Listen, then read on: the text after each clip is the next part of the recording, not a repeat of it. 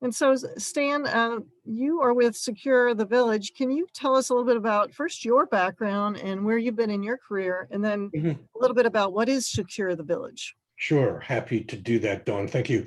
Are you going to control the slides, or should I, or how do? I can control them, or if you want control, we can give you control. You want to do it? Yeah, give me control, because it's just easier to do this, and I can put up a slide that kind of says a few things about me. As you see, the next slide does that, and then just If you want to put up, do you want to put up your slides? if you would, yeah. You have to make me co-host. Oh, right. I have to give you the power, make you a Yes. co-host. This is your moment of power, Stan.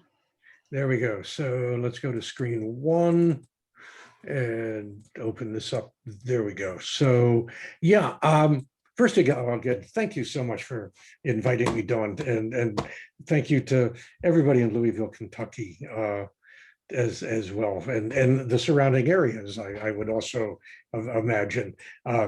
I grew up wanting to be a baseball player, and the Louisville Slugger was always the desired bat, that we would have. I had no talent there. So Well, we have forget that. Yeah. But at least I've been able to, have some talent in cybersecurity or something. I actually went into this field 40 years ago, back when the field was just getting started. And I was thinking about this as I was putting this together last night. Really, in some ways, how far we've come, in that back in 1980, when I started, security was something the State Department, Defense Department, places like that cared about, banks, insurance companies, and all. But the average person in the streets, small businesses, and so on, this is all relatively new, the last 20 years or so, 15, 20 years. At the same time, I was remembering one of the companies I worked with back in the day.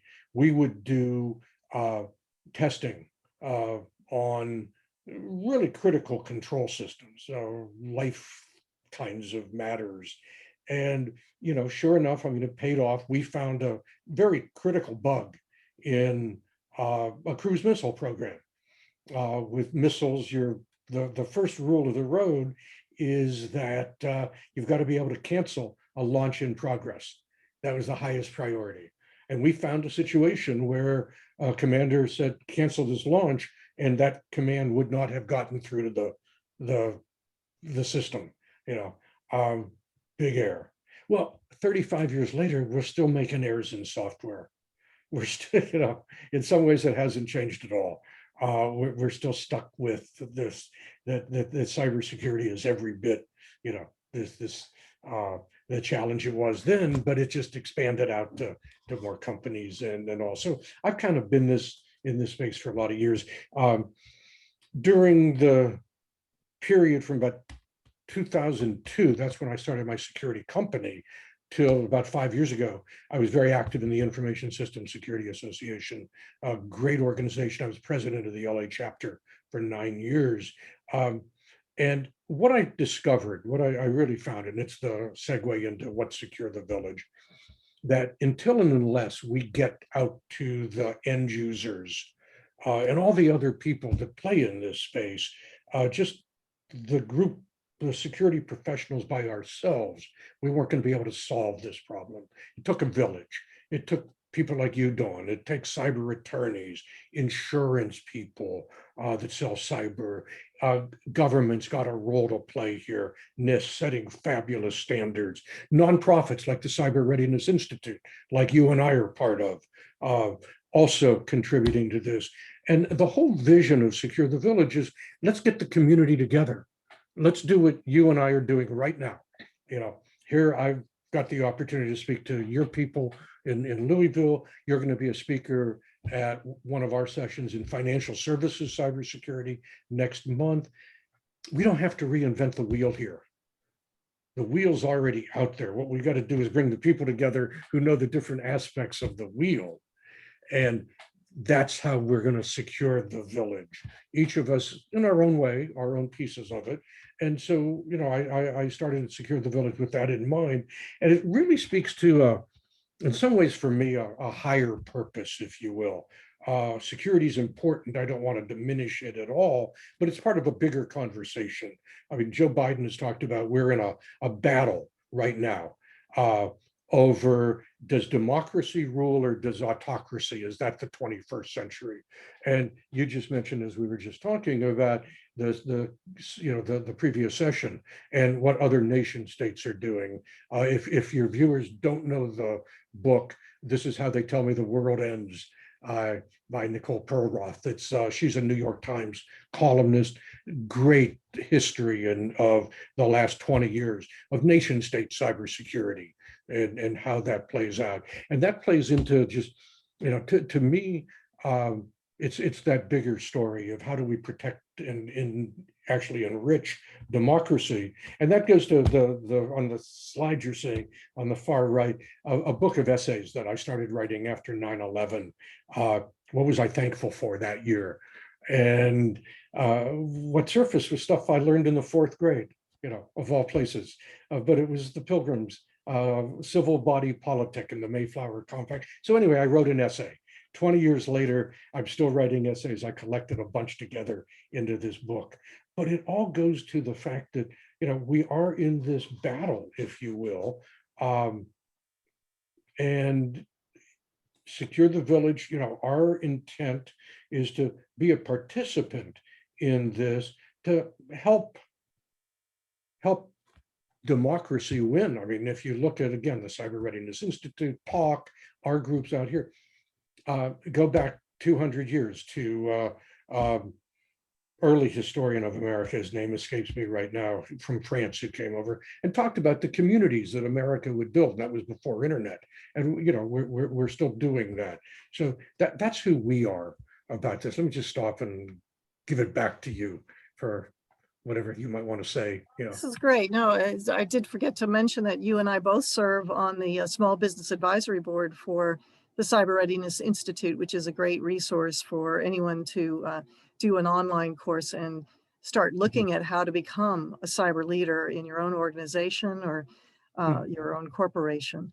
And so I'm just honored to have you here and excited to hear what you're going to tell us now that we need to start thinking of ourselves as cyber guardians, not only for ourselves and our own privacy and fraud concerns, but also for those in our immediate community, our families, and the next generation. I found out today that I am a grandmother. My daughter just had a baby about an hour ago. Oh, congratulations.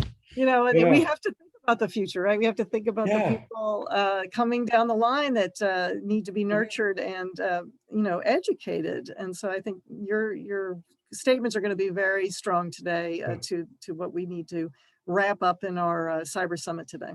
Well, cool. Very good. As I say, I'm grateful for the opportunity to be here. And what you're talking about, the next generation. One of the programs we have that I'm really, really proud of is a workforce working group, people all over the country, private businesses, nonprofits, educators. We meet once a month with this whole idea of how do we help. I mean, right now, there are not enough cybersecurity professionals. We know that. How do we get more? How do we get this younger generation into cyber? And it's part of the message of Secure the Village. At our meeting this week, our speaker was somebody who's got a company in North Carolina. They've built an intern program and are working with governments in North Carolina. His model, we can adopt here in California or in Kentucky or anywhere else. And we don't have to reinvent the wheel. We just have to connect the dots here. So with that, let me jump in, if I may. And also just in saying that, this whole community also is one of the ways we keep the costs down, because by not having to reinvent the wheel, we don't have to spend the money to invent the wheel. So here's three things, kind of just keep in mind. First, it costs a lot less to prevent a breach than to recover from a breach. And that's a general principle. It's not just in cybersecurity, but quality and everywhere else. Second, what we've got is a real management discipline, and one that requires subject matter expertise. That's the second thing. And the third is that leadership's the greatest bang for the buck. The tone starts at the top. And if you get the tone right, if you get the values right, if you get the focus of the organization right, then a lot of the costs become much more rationalizable. I can make up a word. Do we spend money here? Do we spend money there? Think about it as a leadership, or with the right leadership, maybe we don't have to spend money here. Again, there's ways to do that. So this is our challenge. My favorite cartoon source is the New Yorker. This is from the New Yorker a year or so ago, but after COVID started. But it's true. I mean, the cyber criminals can attack us anywhere, anytime. It used to be if you wanted to rob a bank, you had to walk into a bank. You phish the bank's customers. Like, how easy is that? You don't have to go outside, wear a mask, or any of those things. So let's look then at what's cybersecurity costing us. And I'm the mathematician. I got to have at least one equation in everything I do. So if you look at the cost of cybersecurity, very much like the cost of quality and other costs, you've got direct costs. What's a firewall cost us? What's a license to, a network intelligence, system cost us, and so on. So you got those direct costs. Then you've got the cost of cyber insurance. Okay, that piece of it. And then you've got the cost of failure. What's it cost us to recover from a breach? What's it cost us to notify all of our customers that their information has been lost? So keep this in mind kind of as we go forward. And as we look at the direct costs, we can kind of get a good sense of where those costs come. This happens to be the Center for Internet Security version 8, just a listing of their controls. And, control 1 is to inventory and control your enterprise assets. Do you know what you've got? If you don't know what it is, how can you protect it? Well, it costs money to do that. IT has to, either keep an inventory of it. They have to, perhaps, depending on how deep you want to go into this, do you automate that inventory with tools? Whatever, it's going to cost you money to do it. And I mean, you take any of these, penetration testing can cost you quite a bit of money. And if you're a small company, it's way out of bounds, because the risk reward, it just isn't there. But data protection, inventory control of software assets, access control management. I'm just looking randomly at these. And you can see there's costs associated with each one. It's variable, I mean, depending on the size of the company, the nature of the IT support, whether it's in-house or a vendor, and then just however you keep track of costs. We find very typically, Dawn, that our clients aren't really able to tell us how much they're spending on cybersecurity. They know how much they're spending on IT, because that's a check they often have to write either to an IT vendor or payroll and capital expenses and so on to staff. But how to break that out into what's security and what isn't. Few small companies are really in a position to be able to do that. And yet we just heard from, I think it was Bank of America this week, they spend $1 billion a year just on cyber. That's a lot of money to spend. But then let's look at the cost of failure, right? These are all the things that happen, or at least some of the things that happen when security fails. You've got direct financial losses. We just lost $50,000 on a business email compromise attack, that kind of a thing. You've got breach disclosure costs. We got to send all of our customers an email, a letter, and give them a free year of credit monitoring and so on. But there's legal fees associated with that. There's investigative costs, all the forensics that has to go into what happened in a breach, how do we cover, work. There's wasted IT staff hour. Your IT people are far better off moving the agenda forward than stopping to, oh my God, we got to figure this stuff out. Loss of IP, intellectual property, lost user productivity. Early on, we had a law firm client we were just started the company, one of our first clients, their IT vendor fired one of their IT people who happened to be the guy who worked on this law firm's IT.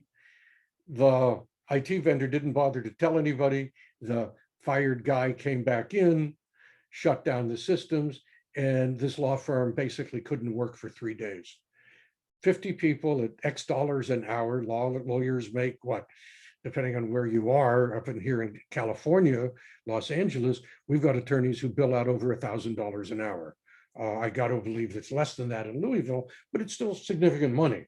You know, if you lose that productivity, you've lost a lot of missed opportunities. You can't go chasing new clients when your systems aren't up and down, and loss of competitive position, et cetera, loss in brand value.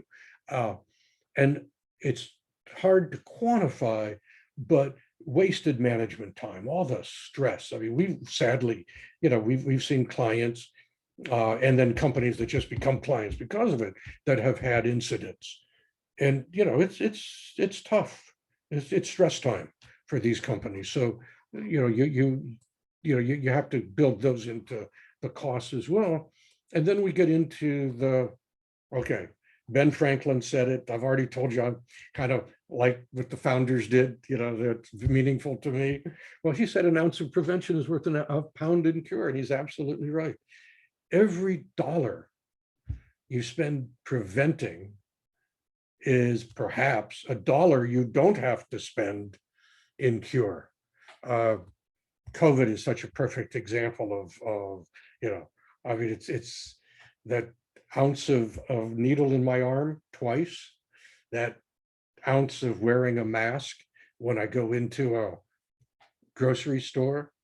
That's, boy, having seen people who've had COVID and recovered, but knowing what they went through, and sadly knowing people who did not recover, that's a small price. And we have to start thinking of cyber the same way, not wanting to turn it into a political discussion around COVID, but just think about how do we prevent versus what do we have to spend to cure? And with that gets us to, okay, so how do we do this? What's that ounce of prevention look like? And it starts here. This is not a New Yorker cartoon, but nevertheless, I think quite apropos to our subject. We think it's time for you to come sit at the big kids table, and cybersecurity, information security management needs to be there. We had a client several years ago, they're in the aerospace industry.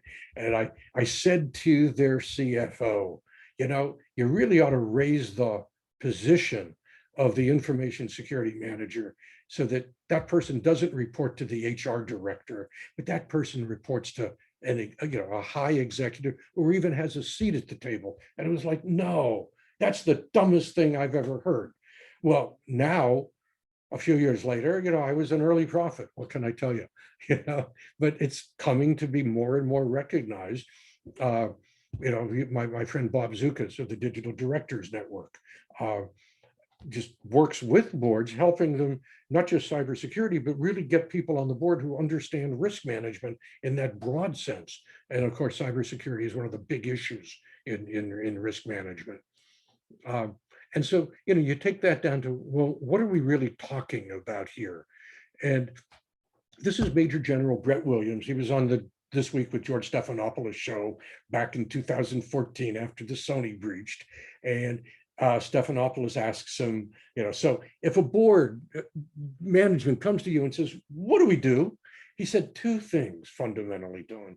The number one thing at the board level and CEO level is to take cybersecurity as seriously as you take business operations and financial operations. Take it as seriously, okay? It may not be a full-time job in your company because it's small, you have a small company, but it's a serious thing in your company. Take that seriously. And second, you got to learn to talk the talk. It's not good enough to go to your CIO and say, are we good to go? You've got to be able to ask questions and understand answers. And that's one of the big challenges we have, because typically security people and IT people talk in terms of bits and bytes and servers and clouds and things like that. And management talks in terms of return on investment and, what are our financial projections and, all of those. What's our vision for the future? What's our strategy?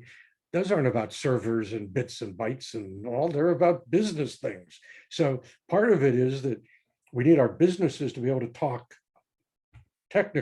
security technical, and we need our security people to be able to talk business. Part of that's in the whole modern subject of risk management, but that's not today's talk. That's kind of a deeper piece. But with this, there's 7 key strategies that we've identified. And these come from basically 20 years of doing this kind of work, helping small and medium-sized businesses get their arms around it. It's one thing to look at the NIST documents and things like that, all the great, wonderful things that are out there, whether at that level or the Cyber Readiness Institute's documents and, you know, the Global Cyber Alliance, all of the things that everybody has. But how do you make those real in your company? And so, as I say, over the years, we've identified 7 things.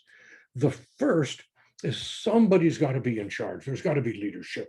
This quote of Peter Drucker's: only 3 things happen naturally in organizations: friction, confusion, and underperformance. Everything else takes leadership. And so put somebody in charge, govern it from the board if you're big enough to have a board. If you're small, you don't have a board, it's the C-suite has to do the governing, but you got to watch over this. You got to have somebody in charge. Somebody's got to watch over it. That person, it might be a CIO or technology director, but they really have to maintain an independent perspective. They have to be thinking about cybersecurity from the cybersecurity point of view, not the IT point of view. It's got to be cross-functional. HR's got a role to play. Phishing attacks and so on. HR typically does training or is responsible for training. This should be a training aspect, a matter for HR. The CFO, same thing, has to be involved. He's got budget approval, business email compromiser issues. So get the whole company involved. It takes a village, not just, you know, globally, but inside every company. And it's got to have subject matter expertise here. You don't try to go this alone. This subject, I've been in it 40 years. It's different from any other way of looking at things. I mean, one metaphor I use, I grew up as a hockey fan, Detroit, Michigan, not that far away from Louisville, Kentucky.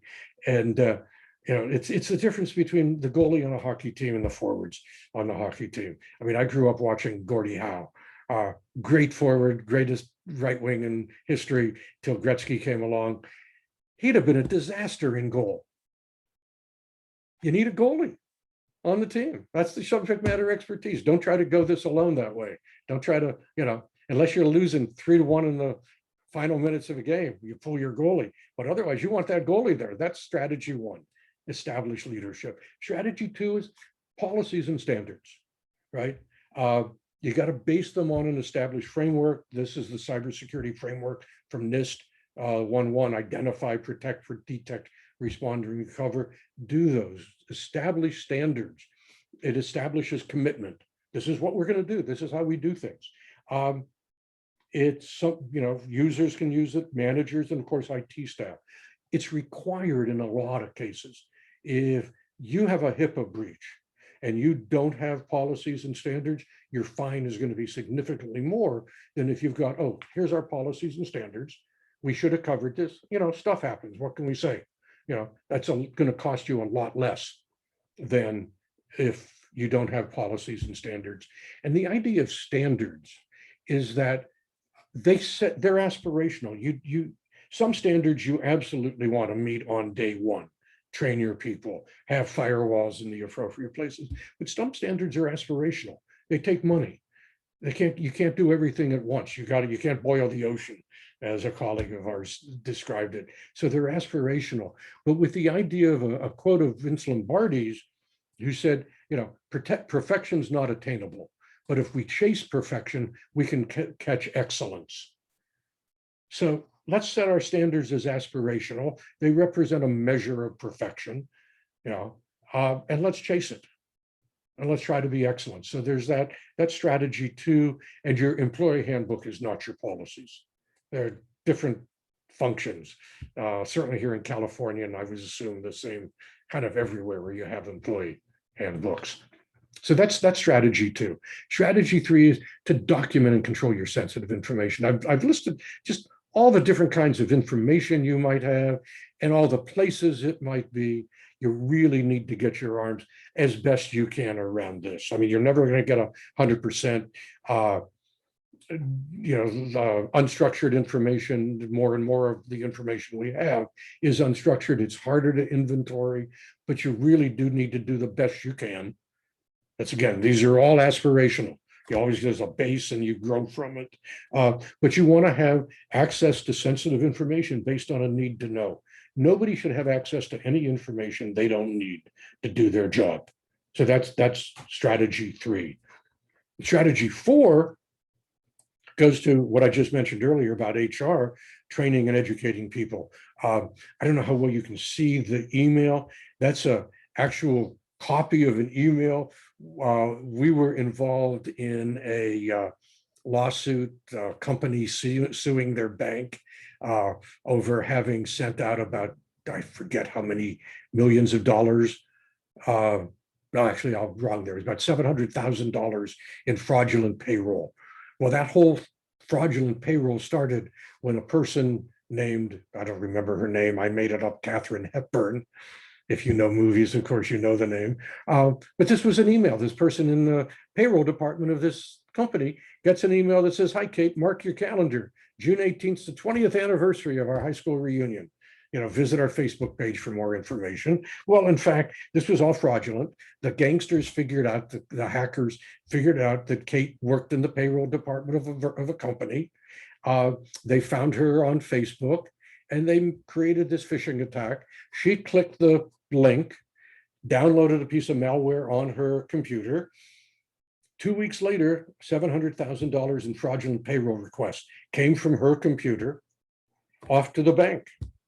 And the bank paid all this money and there was a subsequent lawsuit. Train your people. Don't click on phishing. Recognize phishing attacks. If you're not sure, don't click, teach them. It was a Crosby, Stills, Nash song, teach your children. This is the same kind of thing. Strategy 5 and SolarWinds is just such a good example of this. You got to manage your vendors, your third parties, your supply chain. And most specifically, and no disrespect to IT vendors who are out there, you guys are under attack. You are. The Secret Service has reported that. These are 2 stories. There was an IT vendor down in Texas. One Friday, they got breached. They got breached through one of their supply chain. It was as I understand it, a ConnectWise misconfiguration. They got breached. The following week, something like 20 schools in Texas were all hit with ransomware attacks. So if you're a school, manage your IT vendor. Make sure your IT vendor are doing these 7 things as well, not just that you do them. So that's strategy 5. Strategy 6, we somewhat alluded to already, managing IT from an information security point of view. When IT says we're good to go, you got to understand the questions and know how to ask questions and understand the answers. And these are the things you want to make sure they're a mirror of the Center for Internet Security version 8 stuff. But you want to make sure IT is handling all of this stuff. Strategy 7, we just passed an anniversary of D-Day. And this is a great quote I've loved of General Eisenhower, who, of course, managed the Allies on the D-Day attack. In preparing for battle, I have always found that plans are useless, but planning is essential. Failing to plan, as someone I worked with years ago said, is planning to fail. So, we're going to have an incident. We know it. It's not if, it's when. We know that's going to come. Don't wait till it happens. The studies that I've seen are that the cost is often less than half to recover if you've got an incident response plan already prepared. Plan it, develop it, train your people in it. This next week, we're about to do a tabletop exercise with the executives in one of our clients. We've put together a nonprofit. We've put together a little scenario. It's going to start when the the development department begins to get emails and phone calls from donors that I just received an email and it talks about my last donation was X and it wants me to log in and change something. What's going on here? So HR is going to tell IT is going to call us. We're going to call the executives, sit down with the executives and say, okay, guys, what do you want to do? Here's your incident response plan. Let's talk about it. Practice it. Practice. You don't want to be having that discussion after the breach. You want to have that discussion before so that you already know, okay, we got to immediately call our attorney. We got to get ready to call our insurance people. Do we call our PR firm yet? That maybe we got a disaster on our hand. Well, maybe we won't do that, but maybe we should go check the network. Oh, we just discovered that the finance server may have been hacked. Like play out a scenario this way. Do that. Be prepared.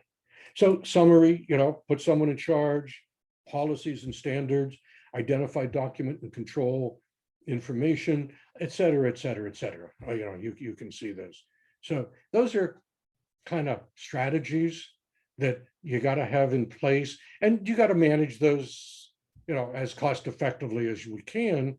But now what else can we do on the culture side for security and privacy, without breaking the bank? And the greatest bang for the buck I've already talked about is culture. We want to create a cyber adaptive culture. Another quote of Ben's: distrust and caution are the parents of security. That's from Poor Richard's Almanac back in 1733. Make cybersecurity an explicit living value in the company. Every website you go to and every breach disclosure announcement you've ever received from this company or that company, whoever lost our credit card information, has always said, we take cybersecurity very seriously. Well, why don't we demonstrate it in everything we do? Why don't we just say it? Talk is cheap. And in cybersecurity, frankly, talk is really cheap. Oh, we take cybersecurity seriously. Well, are we doing anything about it? Go ask Equifax, who lost 150 million of our really sensitive information. They weren't demonstrating it in anything they did, except having it on their website that we take it seriously. You look at, there's a separate website the board of directors had for Equifax. The word cybersecurity never appeared on it. What kind of leadership is that? No. Create the cyber adaptive culture.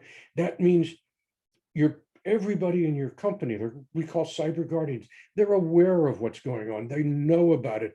They're most important. They're motivated to do something about it, and they're committed to do something about it. Yeah. And if you do that, well, it lowers your cost of security, because right away you lower the incidence of bad things happening. It also affords you a competitive advantage. When your competitors are not doing this and they're losing customers because of a breach, you've got the opportunity to now pick those customers up.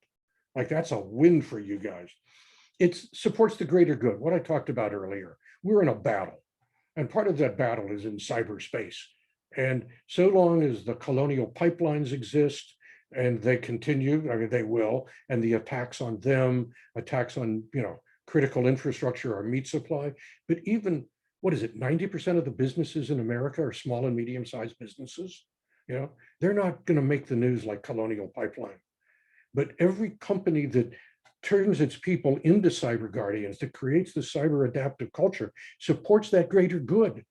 They're engendering what we call information peace of mind in themselves, in their staff, and in their customers. And if they're in industries that get audited, boy, you got a cyber adaptive culture and you can demonstrate that to your auditors. We do a lot of work in financial services. You blow the auditors right out of the water. So this is part of, this is where the bang for the buck occurs in the culture space. So how do you do that? Jack Welch, of ex-CEO, chairman of GE, said it. Good vision leaders create a vision, articulate the vision, passionately own the vision, and relentlessly drive it to completion. It means putting information security into everything we do. The graphic happens to be from friends of mine. They have a company called the Axes Group, which works with what they call balanced organization. So it's integrating, using their model, it's integrating cyber into the vision of the company. It integrates cyber into the values of, this is what we value. We expect staff to go out of their way to protect customers. We value that, and we'll reward them for doing it. It's values-driven leadership. It's getting those values into how we lead. It's obviously culture. It's, okay, how's our strategy reflect our cyber values? And what we talked about, greater purpose. And it's real easy in today's world to connect cyber to greater purpose. As I said, we're in a fight for democracy that way. So it's getting practical. What are some things we can do here? Well, first, be aggressively proactive, right? We talked about the Cyber Readiness Institute a moment ago. They have a cyber leader certification program. I've taken it. You can actually hear me promote it if you go to their website that way. Well, get one of your people certified in cyber leadership. If you've got a board, get one of them certified in systemic risk that way. I mean, raise this up into the highest levels of the company. When you meet regularly, you've got executive meetings, include cybersecurity as one of the top 3 agenda items. When Motorola in the 80s was really behind the curve on technology and quality, Japanese were eating their lunch, much better quality. They wanted to improve it. They made quality the first agenda item on every meeting, every executive meeting. When the executives sat around the table once a week and looked at, how are we doing? It used to be finances was first, because that's the typical thing most businesses look at. What's profits, loss, blah, blah, blah. No, quality was put up number 1, finance number 2. Okay, mentioned already. Expect staff to go out of the way to protect customers. If you're in a bank, for example, make it real clear to your development people, the ones that touch the customers. We got a request to wire money, and it's above a certain threshold. Pick up the phone and call your customer. Make sure it's really from them. Don't assume it's from them, right? Expect staff to go out of the way and reward them. When you're giving, if you do phishing training, which all of our clients, I guess, do, don't just berate the people who haven't done well, who click that phishing link, but reward the ones who pass regularly. Reward your best security people. We publish, SecureTheVillage has a cybersecurity news of the week, comes out. It's posted on our website in 2 blocks, news and patch update. And then they're combined into an email that goes out every Sunday. Share it with your people. It's a great way for staying in touch with what's going on in the news of the week, whether it's privacy stuff, from the Electronic Frontier Foundation. It's time to update your Apple iPhone. It's information for the C-suite about the role of insurance, cyber insurance, or it's, these are the major breaches of the week. These are the national cybersecurity stories.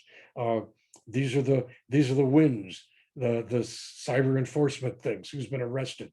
We try to cover all of that, typically 25, 30 stories. And it includes the weekend patch report, which for people having computers at home, which we all do, or if you're a small business, here's the programs to patch and update. Here's the things that just, it's time to do that. And work with your customers and suppliers. It's part of being aggressively proactive. That bookends this slide, if you will, working with customers and suppliers. You've got a supply chain. Let's manage it together.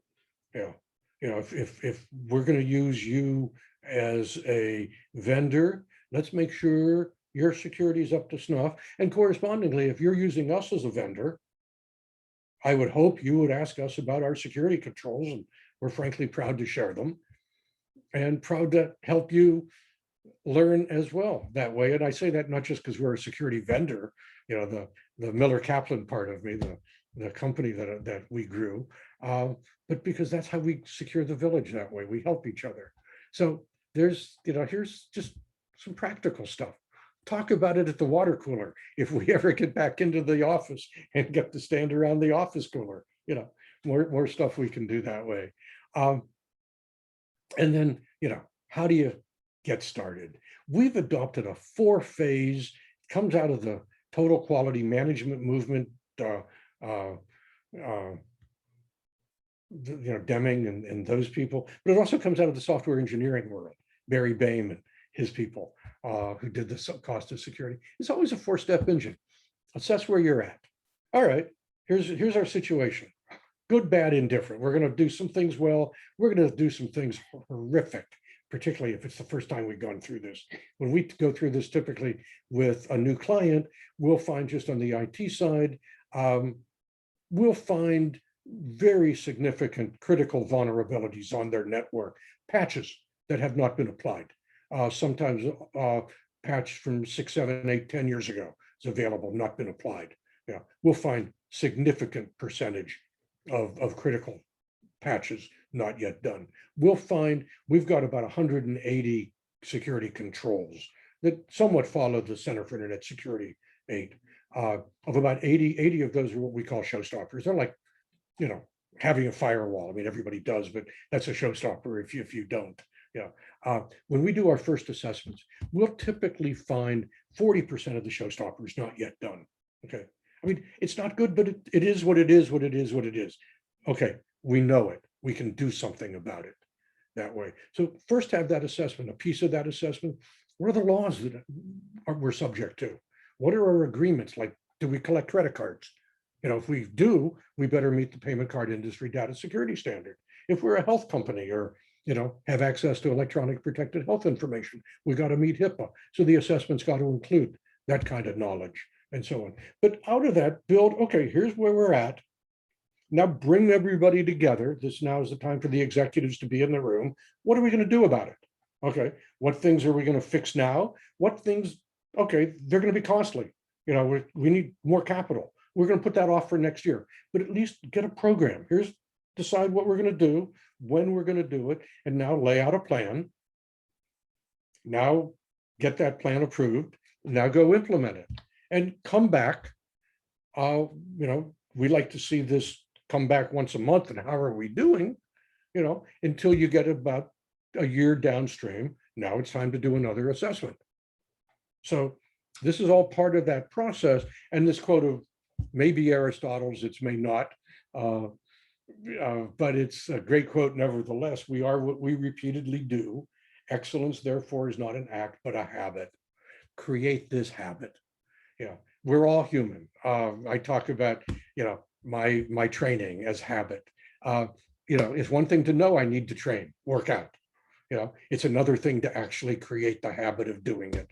And, oftentimes, like in my case, I have too much fun doing cybersecurity. I would never work out, but I have a trainer who comes to the house a couple of times a week. So I make sure that I work out. There's a commitment here, so that's part of what you have to do here. So set the tone and direction, put someone in charge, create structure, establish responsibility, accountability, and authority.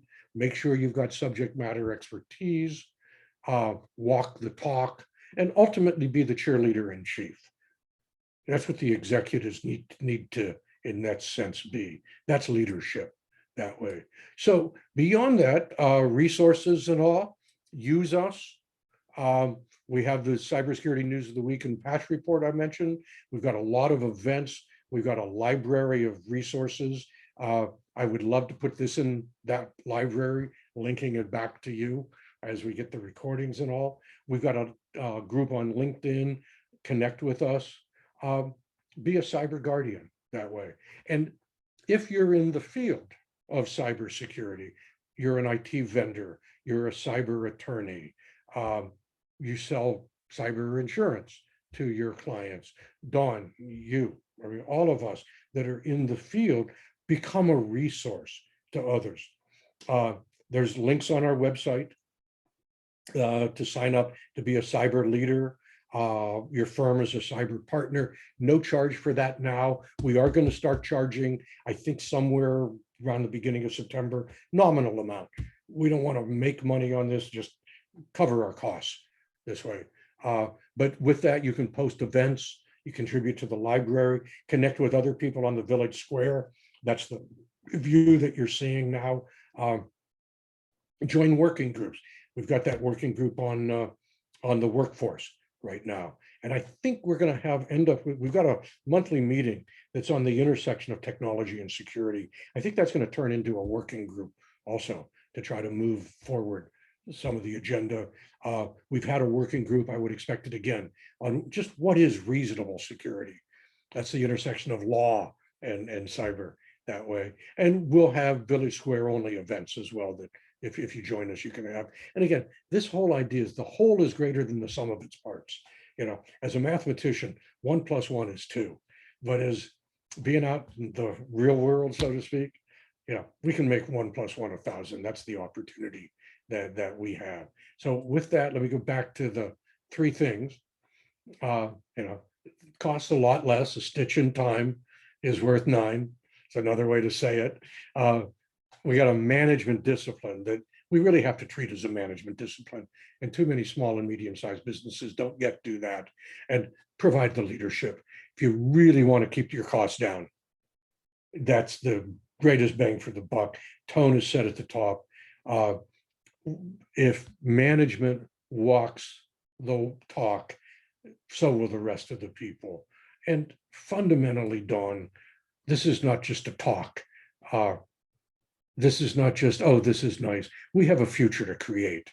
And we've already talked about what that future, you know, we're in a battle, like, frankly, we haven't been in since the Cold War ended, you know, and in some ways, since we haven't been in since World War II, I think, and in some ways going back even deeper. So the future is not a gift, it's an achievement. If we want a cyber secure future, we have to work at it. And you know, I just want to finish with something. We had a conference year ago, October, so a year and a half ago now. It was joint with Pepperdine in physical space at that time. We did record it. We had Ron Ross of the National Institute of Standards and Technology as our keynote speaker. And Ron is super. If you get the opportunity to meet Ron or talk to Ron, he has just done so much in this space. Just we all owe a great deal of debt to Ron and his colleagues. Again, nobody does this stuff alone. It takes a village. But Ron was our keynote speaker, and he finished with a slide that I think it showed the American flag in the background. I may be wrong on that, but it had 3 things on it: the word security, the word privacy, and the word freedom. And Ron talked about, if we don't have security, if we don't have privacy, we don't have freedom any longer. And then he went on to talk about how every morning Ron gets up, he goes out with his dog. If you have a dog, we have a dog, we know what it is. You get up in the morning, first thing you do is you take your dog out. And Ron talked about, he goes out, he takes his dog out every morning, and he takes a big breath of free. A big breath of free.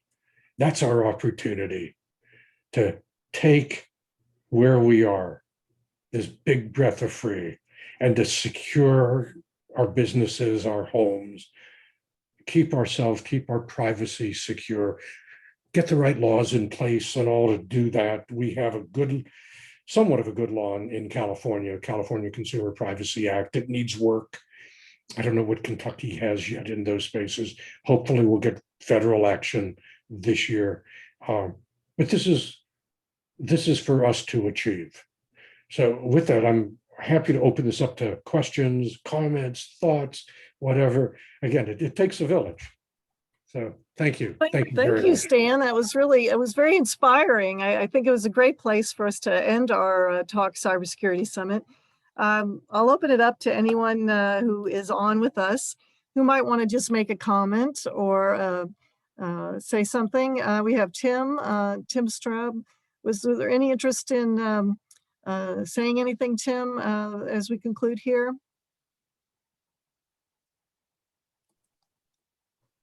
Tim?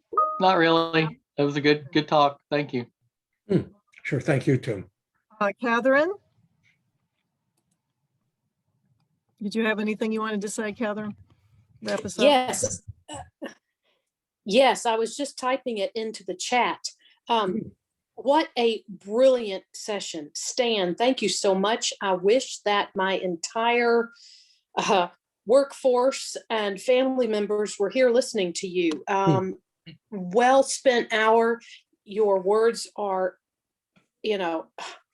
well, just brilliant. Thank you so much. Thank you, Catherine. Juan, you wanted to say a few words? I wanted to thank Stan. I agree with the previous speaker. It was very inspiring. And I did go out LinkedIn to follow Save the Village because I serve on the board with Don, and we are dedicated to reaching and spreading cybersecurity among the masses. So thank you very much for coming and sharing yourself with us today, and I appreciate it. Oh, thank you, Dewan. Thank you. All right, and we have Ken Blum. Did you want to say anything, Ken?